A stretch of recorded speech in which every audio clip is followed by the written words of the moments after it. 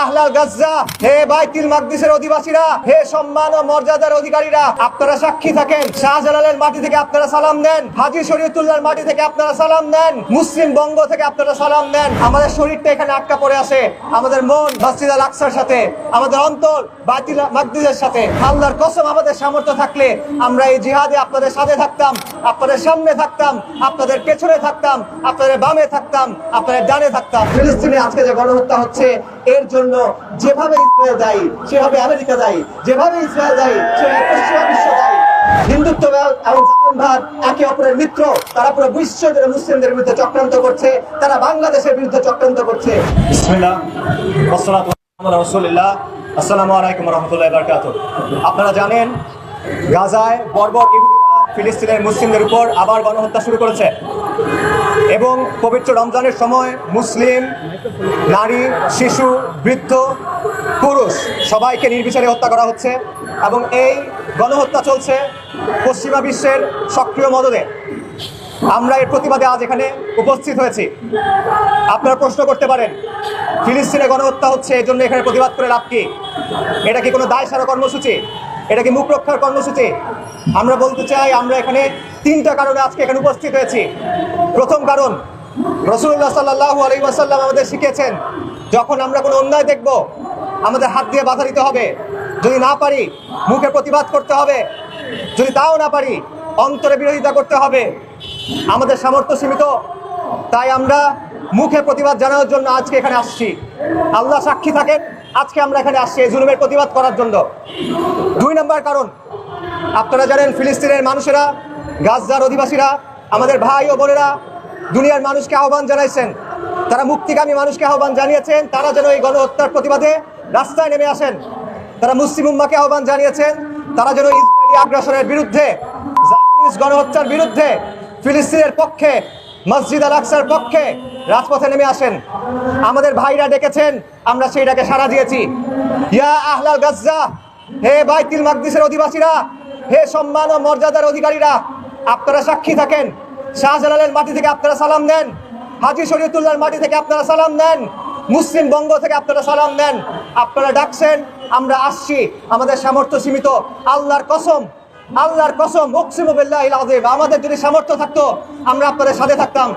আমাদের শরীরটা এখানে আটকা পড়ে আছে, আমাদের মন মসজিদ আল আকসার সাথে, আমাদের অন্তর বাইতুল মাকদিসের সাথে। আল্লাহর কসম, আমাদের সামর্থ্য থাকলে আমরা এই জিহাদে আপনাদের সাথে থাকতাম, আপনাদের সামনে থাকতাম, আপনাদের পেছনে থাকতাম, আপনাদের বামে থাকতাম, আপনাদের ডানে থাকতাম।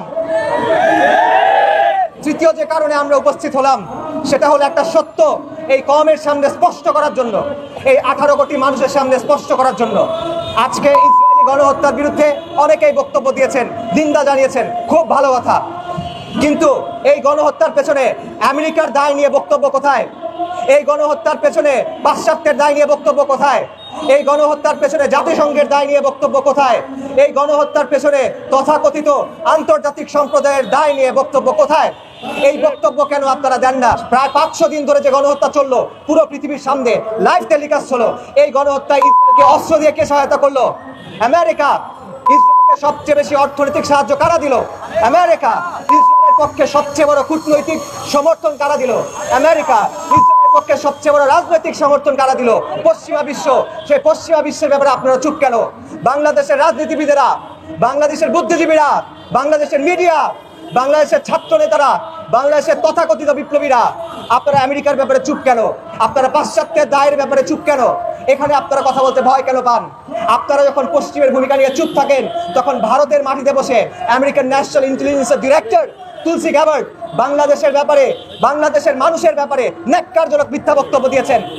তিনি বলেছেন বাংলাদেশে নাকি সংখ্যালঘুদের উপর মারাত্মক আগ্রাসন নির্যাতন চলছে। এটা হিন্দুত্ববাদী প্রপাগান্ডা, এটা হিন্দুত্ববাদী মিথ্যাচার।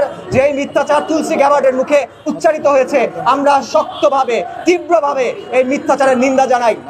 5ই আগস্টের পর আলেম ওলামারা মানুষকে নির্দেশ দিয়েছেন যেন অন্য সম্প্রদায়ের ঘরবাড়ি নিরাপত্তা নিশ্চিত করা হয়। বাংলাদেশের চট্টগ্রামে আমাদের মুসলিম ভাই অ্যাডভোকেট আলেফ, তাকে হত্যা করা হয়েছে। আল্লাহ তাকে শহীদ হিসেবে কবুল করুন। তাকে কারা হত্যা করেছিল? হিন্দুত্ববাদী সন্ত্রাসীরা। তাকে হত্যা করেছিল হিন্দুত্ববাদী জঙ্গিরা। তখনও বাংলাদেশের ওলামায়ে কেরাম সাধারণ মানুষকে আহ্বান করেছেন, আপনারা সবর করেন। আমরা সবর করেছি। শেখ হাসিনার রিজিমের সময় সবচেয়ে বেশি নির্যাতিত কারা ছিল? ইসলামপন্থীরা। আয়নাঘরে কারা ছিল? ইসলামপন্থীরা। জেলে কারা ছিল? ইসলামপন্থীরা।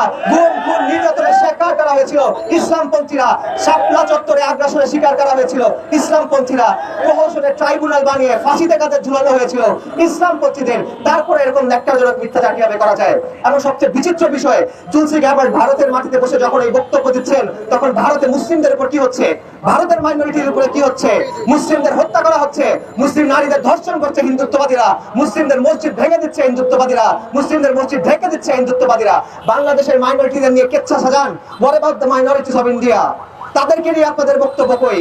Do you don't you see the death and destruction? Or do you choose to be blind? এই দ্বিচারিতা, এই ডাবল স্ট্যান্ডার্ড নতুন না। এই পশ্চিমা বিশ্ব শত শত বছর ধরে আমাদের এই ভূমিগুলোতে লুটপাট চালিয়েছে, কলোনিয়াল আগ্রাসন চালিয়েছে। তারা তাদের আইন, তাদের ব্যবস্থা আমাদের উপর চাপিয়ে দিয়ে গেছে। সারা বিশ্ব জুড়ে তারা যুদ্ধ চাপিয়ে দিয়েছে।